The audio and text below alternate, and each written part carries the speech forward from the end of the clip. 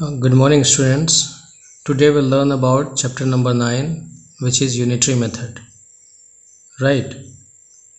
Okay, in this unitary method we'll learn about direct variation, indirect variation, and we'll see how these two works along with some examples. Right. And first we'll start with the unitary method. Unitary method says a method in which the value of unit quantity is obtained first to find the value of any other required quantity. Okay, it means in this method first we find the value of one quantity, and based on the value of one quantity we find the value of many more quantities. Like suppose you have to find the cost of 10 number of chocolates. In this case, first you have to find the cost of one number of chocolate and then multiply that value by 10 to get the required result. Right. Next, there are two types of variations. There are two types of variation or proportion in unitary method. Variation means changes. When we talk about unitary method, we'll talk about direct variation or direct proportion and inverse variation or inverse proportion. Okay. Now this topic is very important, so you must carefully watch this and understand. First one is direct variation. Two quantities A and B are said to vary directly if the ratio A by B remains constant. It means if there is two quantity A and B, then their value will remain constant based on different values, then it can be called as direct variation. Suppose in this example A by B is equal to 1 by 2, which again equal to 2 by 4, which again equal to 3 by 6, which again equal to 4 by 8, which is again equal to 5 by 10, etc. In this we can cut this 2 by 4 by 2 and 2. You can see the value of 1 by 2 is same as the first one. In the same way, this 3 will cancel out 6 2 times, this 4 will cancel out 8 2 times, this 5 will cancel out 10 2 times. In all cases you can see the values are 1 by 2 1 by 2 1 by 2. It means this is the example of direct variation. Direct variation says that if the ratio of any two quantity remains same, then they are said to vary directly. Okay, so this was the basic theory part. Now we'll have some look at some exercises and see how the problems are getting solved. Okay, so we are going to exercise 9.A. First question says, if 15 oranges cost rupee 110, what do 39 oranges cost? Right. In this, you have been given the cost of 15 oranges, which is 110 rupee, and you have to find the cost of 39 oranges. So this is an example of unitary method. In this method, you will first find the value of one orange, and based on that value you will find the value of 39 oranges. So we'll start with, since cost of 15 oranges is given, therefore since cost of 15 oranges is equal to 110 rupee. Now from this you can find the cost of one orange. Therefore cost of one orange is equal to 110 divided by 15 rupee. Right. Now you have found the cost of one orange. You can easily find the cost of 39 orange. Therefore the cost of 39 orange is equal to 110 divided by 15 multiplied by 39. This is the cost of one orange, and it is getting multiplied with 39 to get the value of 39 oranges. Now upon cancelling this out, you'll get this 22 multiplied by 13, which is equal to 286 rupee. Therefore the cost of 39 orange is equal to 286 rupee. Okay, in the same way we can see a different example. If 8 kg sugar cost 260 rupee, how much sugar can be bought for rupee 877.50? In this example, you can easily see from this question that the cost of 8 kilogram of sugar is given, which is 260 rupee. Now you have been asked to find how much sugar can be bought for the 877.50 rupee. ठीक है, तो one thing I must make you clear that जब भी जो भी चीज़ हमें find करना होता है, सपोज इस केस में हमें क्या फाइंड करना है, अमाउंट फाइंड करना है और क्वांटिटी फाइंड करना है, क्वांटिटी ऑफ शुगर फाइंड करना है,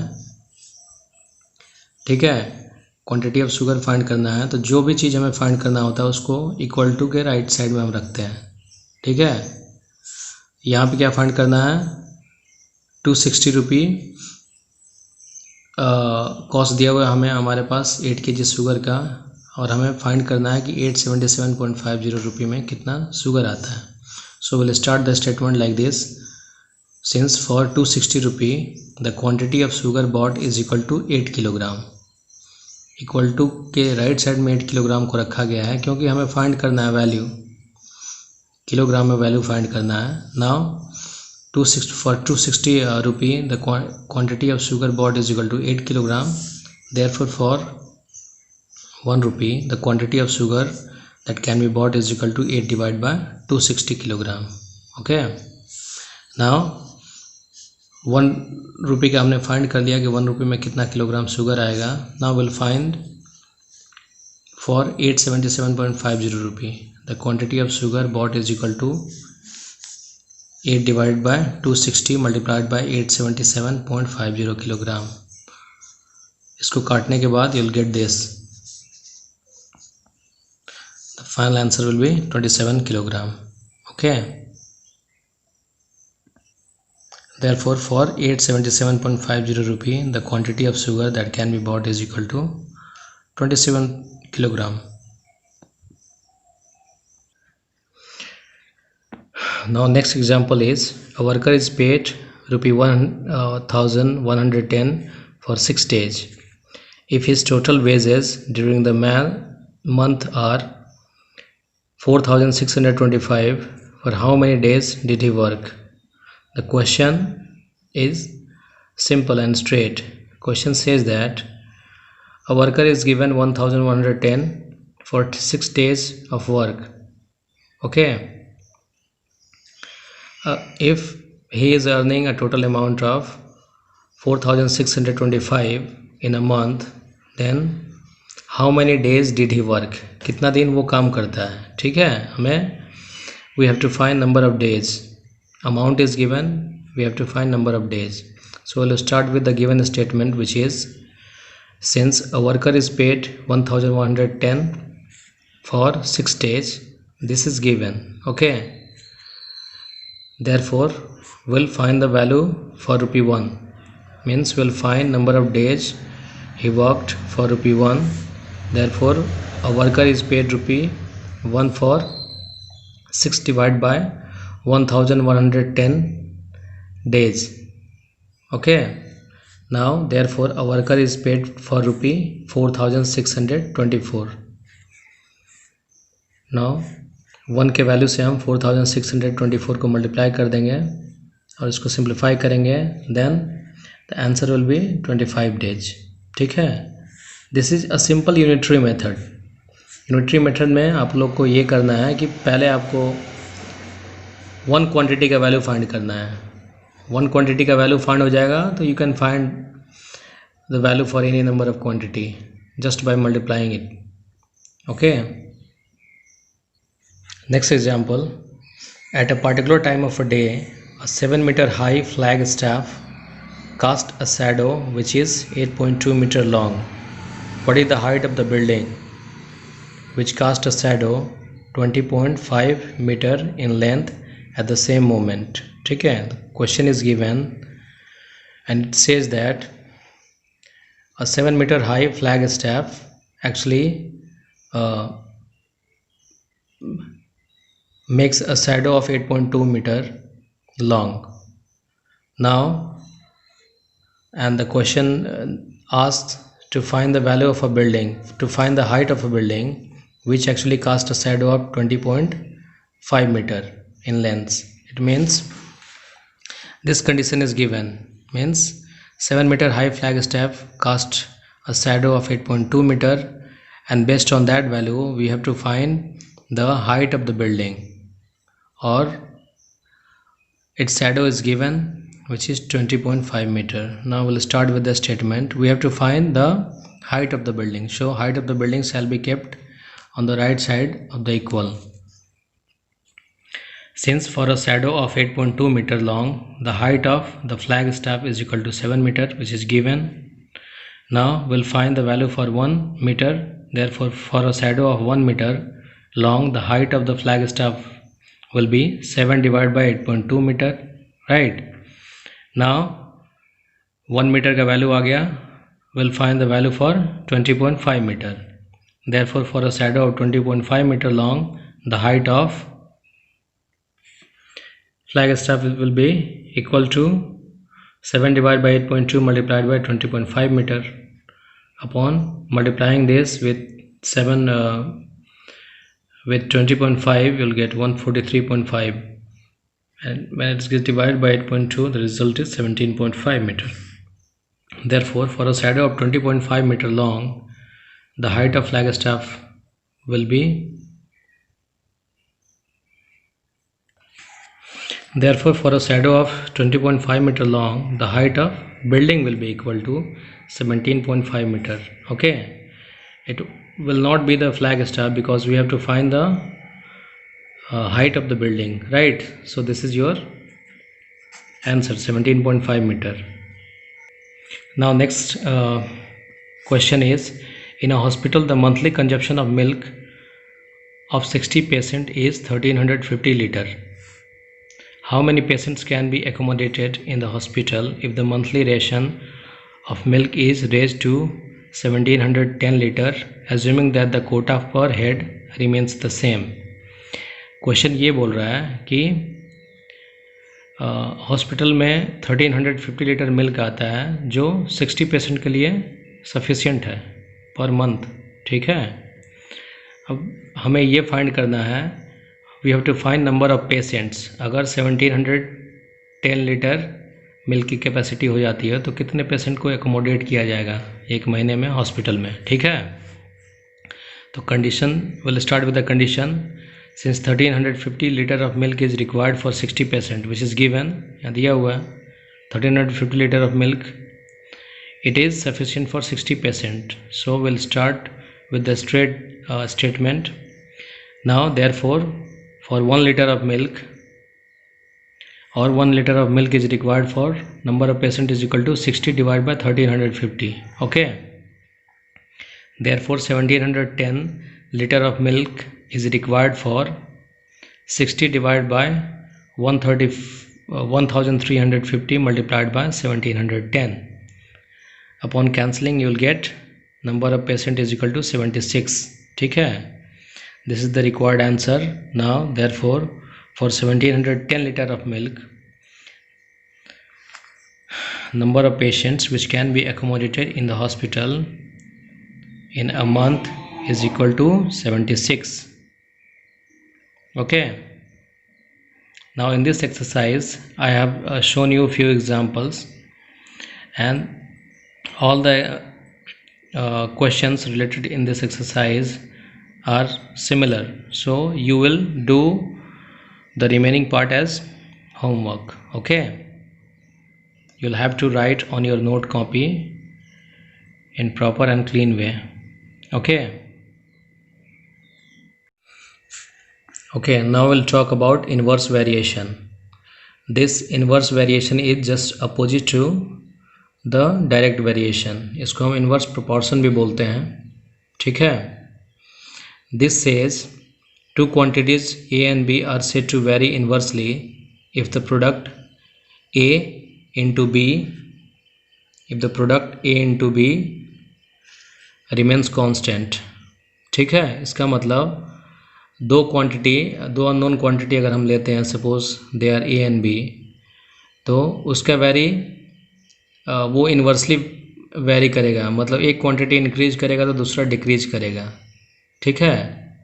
तो इसके लिए कंडीशन दिया गया है कि अगर इनका प्रोडक्ट कांस्टेंट होता है तो वो इन्वर्सली वेरिएशन को सेटिस्फाई करते हैं, ठीक है। यहाँ पे दिया हुआ है a multiplied by b is equal to k क्या है, it is a constant of variation. We can write this also, b is equal to k divide by a, है ना। जब a को हम राइट साइड में ट्रांसपोज करेंगे, then left side में it was with the multiplication with b, है ना। Now when it gets transpose to the right side, it will just divide this constant, okay.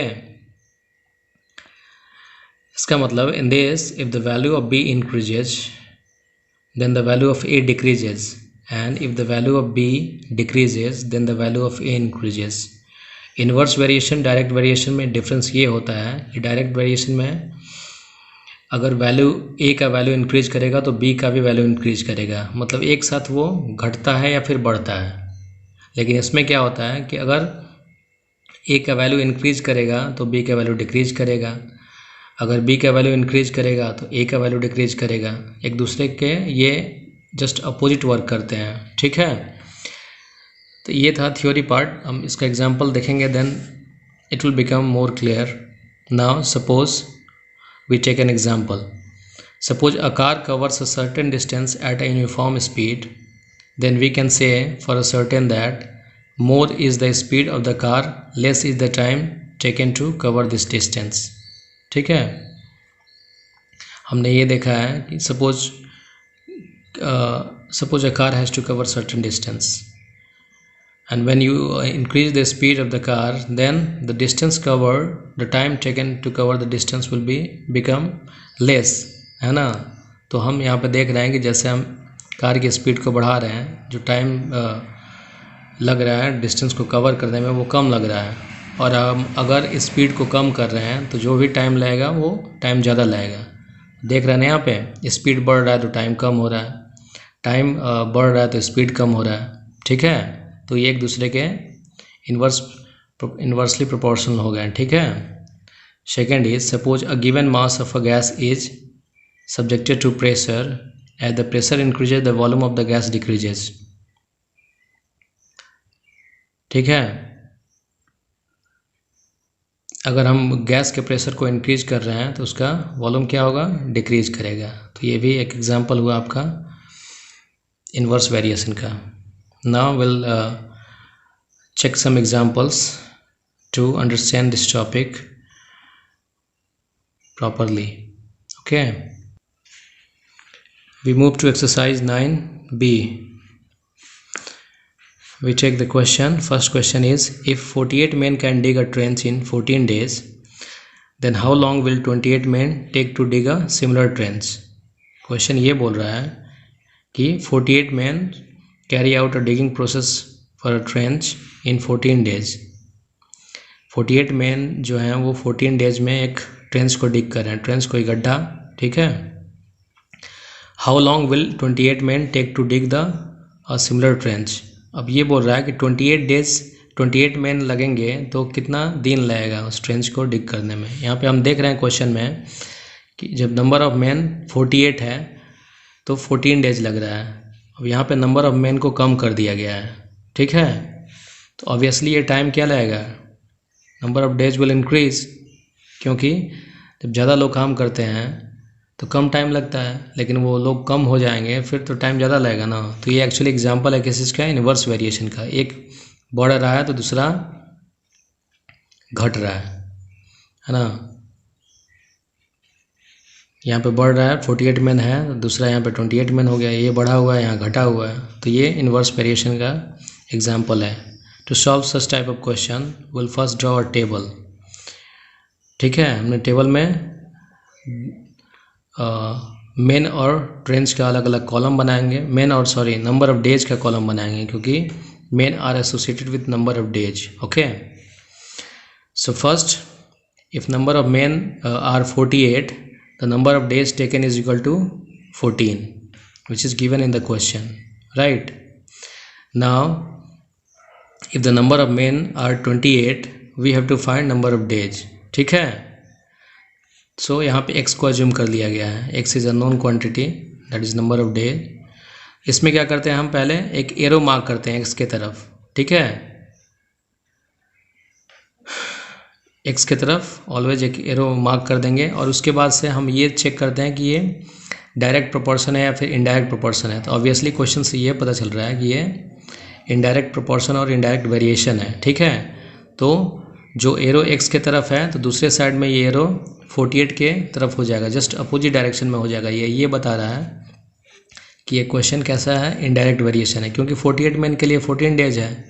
तो जैसे नंबर ऑफ मैन हम कम करेंगे which is 28, तो ये obviously बढ़ेगा ना, इसीलिए एक बढ़ रहा है।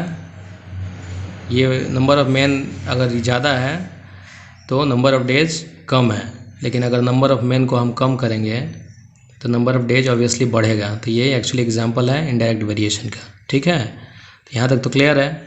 नाउ नेक्स्ट स्टेप इज, अब क्या करते हैं, x वाले को हम न्यूमरेटर में लिखते हैं, x डिवाइड बाई 14, मतलब x जिधर ये एरो मार्क होगा वो हमेशा न्यूमरेटर में रहेगा, ये ध्यान देना। ठीक है, now the arrow is pointing towards x, arrow x की तरफ पॉइंट कर रहा है, therefore x divided by 14। Okay, and number of men equal to के राइट साइड में रहना है। तो यहाँ पे भी देखना है कि एरो किधर पॉइंट कर रहा है, जो इस पार्ट को भी एरो पॉइंट कर रहा है वो रहेगा कहाँ पे, न्यूमरेटर में। सो 48 divide by 28। Okay, now upon cross multiplying, इस तरह के क्वेश्चन को हम क्या करते हैं, क्रॉस मल्टीप्लाई करके सॉल्व करते हैं। सो इसको जब मल्टीप्लाई करेंगे तो x का वैल्यू फाइंड करने के लिए 14 को इधर लेके जाना पड़ेगा राइट हैंड साइड में। So x is equal to 48 divide by 28 multiplied by 14 days. Upon cancelling you will get x is equal to 24 days. ठीक है, therefore 28 men will complete the work in 24 days. तो ये the value of x increase कर गया, इसका मतलब ये inverse variation था। ठीक है, तो इस तरह के क्वेश्चन को हम ऐसे सॉल्व करेंगे। Now will check out next question. 16 men can reap a field in 30 days, how man must be engage to reap the same field in 24 days. ठीक है, question says that 16 men can reap a field, मतलब field में जो भी crop होगा उसको 16 men can वो काट सकते हैं 30 डेज में। ठीक है, यहाँ पे हमें नंबर ऑफ मैन फाइंड करने हैं, कितने मैन चाहिए जो फील्ड को 24 डेज में काट दें। तो हम यहाँ पे देख रहे हैं ना क्वेश्चन पे 16 मैन हैं तो नंबर ऑफ डेज लग रहा है 30। अगर नंबर ऑफ डेज 24 करना है, मतलब कम करना है, तो ऑब्वियसली नंबर ऑफ मैन बढ़ेंगे, है ना। तो ये भी एक एग्जाम्पल है आपका इन्वर्स वेरिएशन का। हम इसके सॉल्यूशन को वैसे ही बनाएंगे। Will make a table with 2 columns, one for number of men, another for number of days। ठीक है, so when the number of men is 16, number of days taken is equal to 30, when number of men is equal to x, जो हमें find करना है, number of days taken is equal to 24। ठीक है, तो हम यहाँ पे देख रहे हैं 16 men है तो 30 डेज लग रहा है।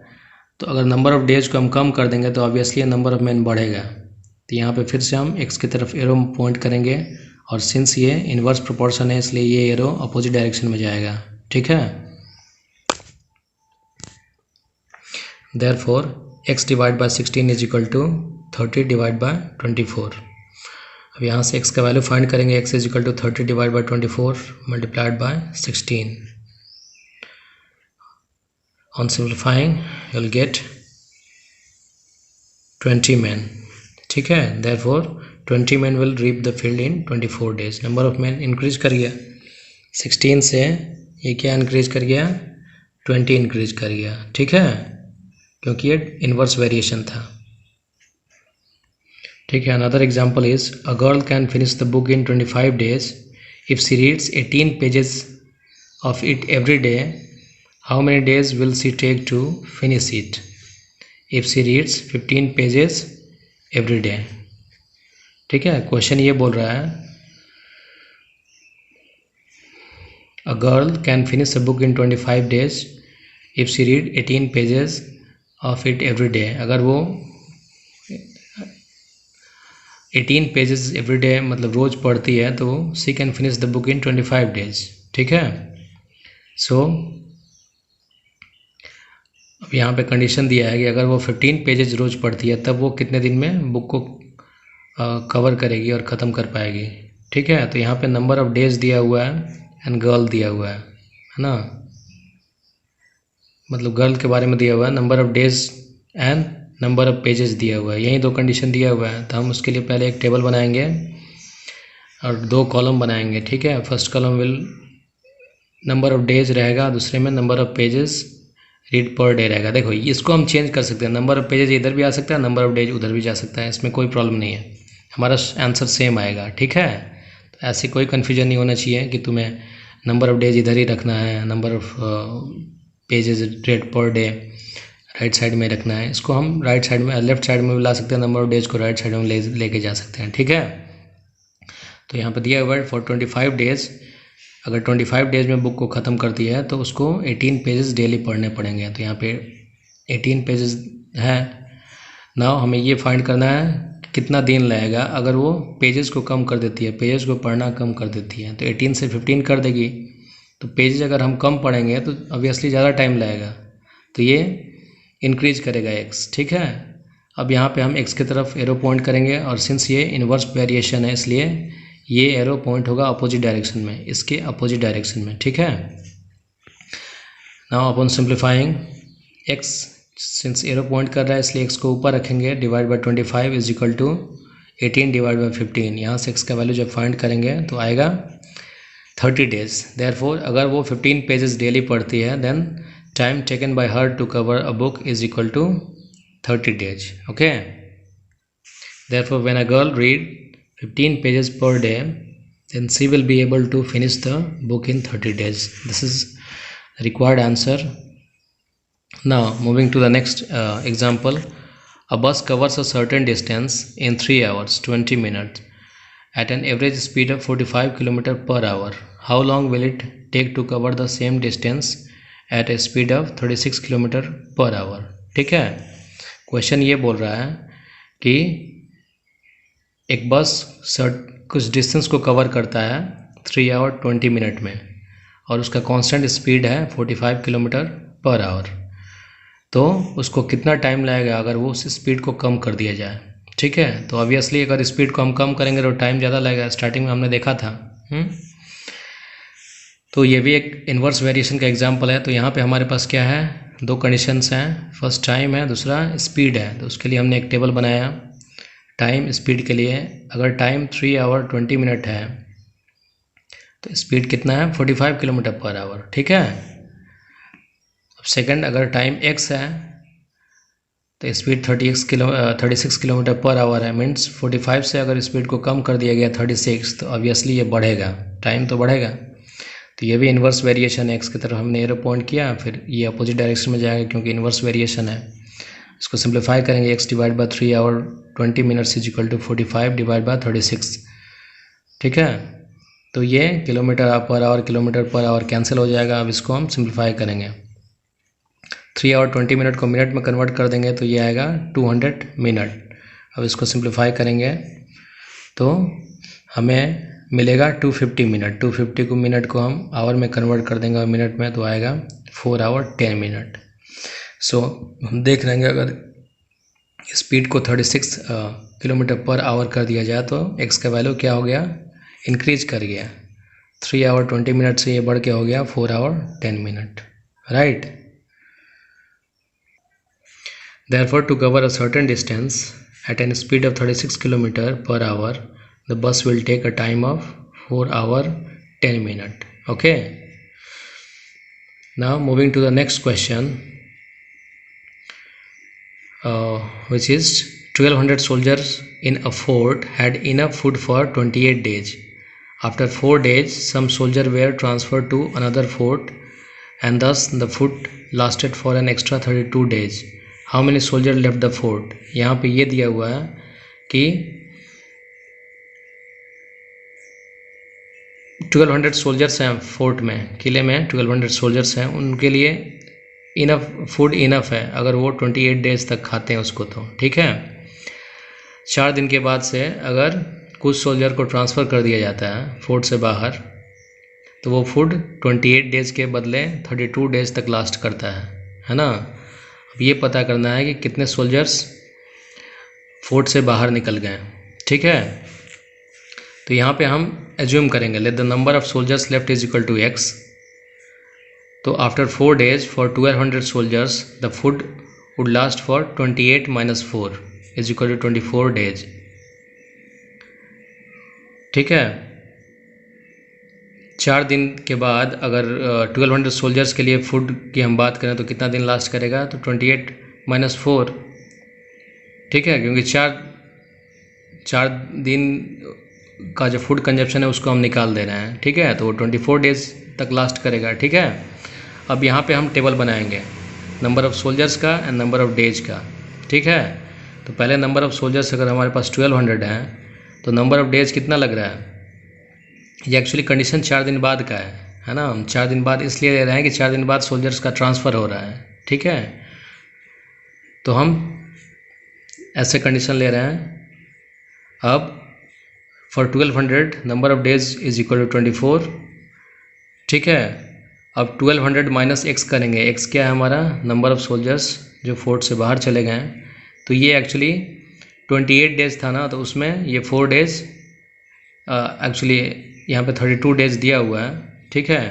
तो 1200 माइनस एक्स जब होगा तो वो 32 डेज़ के लिए लास्ट करेगा, मतलब फूड सप्लाई, ठीक है। यहाँ तो क्लियर हो जाना चाहिए, हमने एक्स एज्यूम किया हुआ है और सिंस ये 4 डेज़ के बाद से सोल्जर्स का ट्रांसफ़र हुआ है इसलिए हम 4 दिन बाद से हम रेशन को जोड़ेंगे, ठीक है। रेशन का कंजप्शन पता करेंगे। तो 4 दिन बाद क्या होता है, 28 - 4 24 डेज हो जाएगा। अब 1200 सोल्जर्स के लिए 24 डेज है तो 1200 माइनस एक्स वो सोल्जर जो फोर्ट को छोड़ के चले जाते हैं और उनका ट्रांसफ़र हो जाता है तो उनके लिए 32 डेज तक लास्ट करेगा। अब यहाँ देख रहे हैं कि 24 डेज है तो 1200 के लिए है, तो 32 डेज है। अगर नंबर ऑफ़ डेज बढ़ रहा है तो ये डिक्रीज़ कर रहा है ना, मतलब ये अगर इधर बढ़ रहा है तो ये डिक्रीज़ कर रहा है। अब यहाँ पे क्या करना है, हमें एक्स की तरफ पॉइंट करना है, एक बढ़ रहा है दूसरा डिक्रीज़ कर रहा है, एक डिक्रीज़ कर रहा है दूसरा बढ़ रहा है। एक्स की तरफ हमने पॉइंट किया, इसको सिंप्लीफाई किया, 1200 minus x divide by 1200 is equal to 24 divide by 32, ठीक है। इसको सिंप्लीफाई करेंगे, एक्स का वैल्यू फाइंड करने के लिए 1200 डिवाइड बाई 1200 अलग अलग करेंगे। X divide by 1200 is equal to 24 by 32, ये कट गया 1 minus x by 1200 is equal to 3/4 is equal to 1 minus 3/4 is equal to x by 1200। अब इसको इस साइड लाते हैं, उसको राइट साइड लेके जाते हैं। X by 1200 is equal to 1 minus 3/4, x by 1200 is equal to 4 minus 3 divide by 4। अब x divide by 1200 is equal to x 1/4, यहाँ से 1200 को हम राइट साइड में लेके जाएंगे तो x is equal to 1200 divide by 4, इसको कैंसिल करेंगे, then number of soldiers will become 300 soldiers, therefore 300 soldiers left the fort, है ना। तो ये हमारा आंसर है। तो ये एक्चुअली कुछ एग्जांपल्स थे इन्वर्स वेरिएशन के। इसको हम क्वेश्चन को अच्छे से समझेंगे, उसको उस पर वर्कआउट करेंगे तो कोई प्रॉब्लम नहीं होगा, ठीक है। तो ऐसे आप लोग बनाएंगे and next the rest of the exercise is homework for you. You will write this neat and clean in your note copy, okay. And if there is any doubt related with this chapter, you will just return back to me, get back to me, I'll clarify your doubts, right? Okay, thank you.